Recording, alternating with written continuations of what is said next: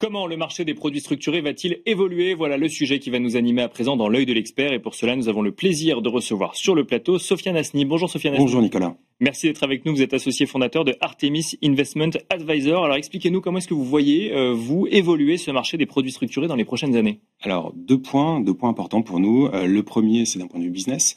En fait, on a remarqué depuis quelques années que la classe d'actifs a explosé. La croissance est très importante. Et en fait, depuis 2024, principalement, c'était les produits structurés qui étaient lancés sur la classe, sur les sous-jacents equity. Indice, c'était principalement le nerf de la guerre sur les produits structurés. Et en fait, on a eu un relais de croissance avec les taux. On a vu les taux qui avaient pas mal monté. Bien sûr. Et en fait, les produits sur taux ont pris une place assez importante. Pour avoir quelques idées en termes de chiffres, 2024, c'est 50 milliards de collecte à peu près sur le marché de la distribution. C'est une croissance de 15% à peu près. Là, sur l'ensemble des produits structurés, c'est ça? Exactement. Oui. Exactement. Et 2025, en fait, on reste à peu près sur le même rythme. On attendra les derniers chiffres sur la fin d'année. Mais les produits sur taux occupent quasiment 40% de la collecte. D'accord. Donc ça nous a permis, en fait, les taux d'intérêt, la hausse des taux d'intérêt a permis de redessiner le paysage des produits structurés. Quand on parle des produits sur taux, on parle de ces produits à capital protégé, c'est ça? Exactement. D'accord. C'est des produits à 100% à capital garanti, avec des sous-jacents principalement sur le Ribor et le CMS. C'est principalement les sous-jacents utilisés sur les produits structurés. Donc aujourd'hui, c'est à peu près 40% des volumes opérés sur 2025. Deuxième partie, sur la partie purement réglementaire, on voit une certaine évolution.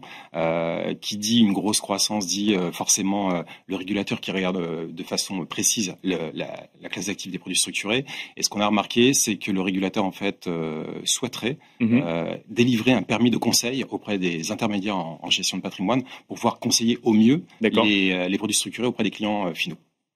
Une forte hausse de la demande ou du marché. Comment est-ce qu'on se positionne dans un marché aussi concurrentiel quand on s'appelle Artemis Investment Advisor? Je parlais justement de la partie réglementaire. C'est vrai qu'il y a eu souvent, ce qu'on peut dire, c'est que les produits structurés sont assez magiques. Le marketing est très bien fait, mais le diable se cache dans les détails. Il faut vraiment prendre le temps d'analyser, de regarder les mécaniques. Et en fait, c'est vrai que chez Artemis, qu'on aime bien accompagner nos conseillers, c'est d'être le plus précis possible sur les moteurs de performance, les mécaniques de produits. Donc ça passe par la transparence, l'accompagnement, mais également en fait donner le maximum de transparence sur les frais et sur notre rémunération. D'accord. Aujourd'hui, c'est vrai que je dis toujours cette transparence en fait, c'est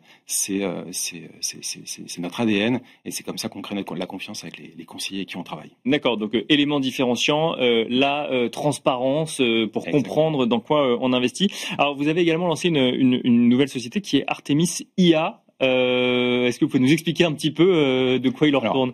Alors Artemis IA, c'est donc Artemis Investment Advisors. Oui, bien sûr. Donc en 2024. Bien sûr. C'était assez récent. On l'a monté avec mon associé Arnaud Ars. On a à peu près 50 ans d'expérience sur les marchés structurés, sur les produits structurés. Alors je dis toujours, on est de vieux jeunes entrepreneurs sur ce marché-là. Oui, bien sûr. Et en fait, voilà, on a vu passer donc dans le passé, pas mal de produits brillants, comme je disais, d'un point de vue marketing, mais assez compliqués ou des fois incompris. Et en fait, on met un point d'honneur à se positionner avec une approche vraiment pédagogique de formation.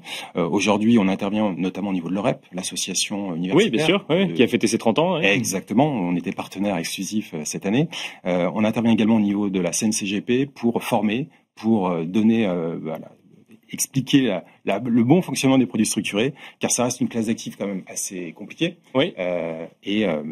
La multitude d'offres, la multitude d'acteurs aujourd'hui dans le marché nous pousse finalement à donner beaucoup plus de clarté sur les produits structurés. Parce que la multitude d'offres et la multitude d'acteurs vient créer un peu de confusion selon vous, ou en tout cas ça nécessite encore plus de pédagogie? Exactement. Et en fait, ce qui se passe, c'est qu'un gestionnaire patrimoine classique va proposer de l'asset management, du private equity, de l'assurance vie, des produits structurés. Et aujourd'hui, passer du temps sur les produits structurés, ça reste des produits qui peuvent paraître simples, mais où la complexité est là. Donc, il faut de l'accompagnement. Et Artemis, on est là pour pouvoir accompagner au mieux les conseillers en gestion de patrimoine sur cette classe d'actifs performante. Merci Sofiane Hasni, donc Artemis Investment Advisor, qui effectivement peut se lire aussi Artemis IA. Oui, bien sûr, vous êtes l'associé fondateur d'Artemis Investment Advisor. Merci d'avoir été avec nous sur le plateau de Smart Patrimoine. Merci Nicolas. Merci à vous également de nous avoir suivis et je vous donne rendez-vous très vite sur Be Smart for Change.